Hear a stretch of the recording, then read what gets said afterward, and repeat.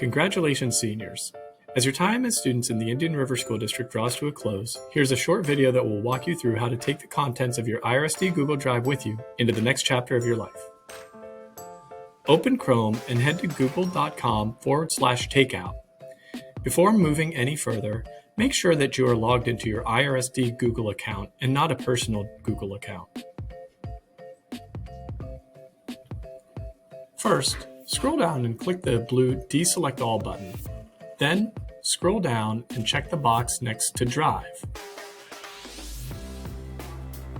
Then, scroll all the way to the bottom and click the Next button.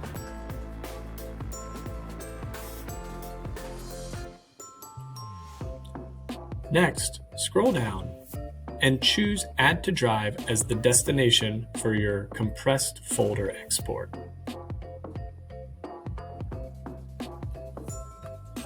Depending on the size of your drive and its contents, it could take anywhere from a few minutes to up to a week for larger drives to be packaged up and ready to take out. Next, download the zip folder to your personal computer by clicking the three dots and then choosing the download option. And that's it! You now have copies of everything that was stored in your Indian River School District Google Drive to take with you into the next chapter of your life.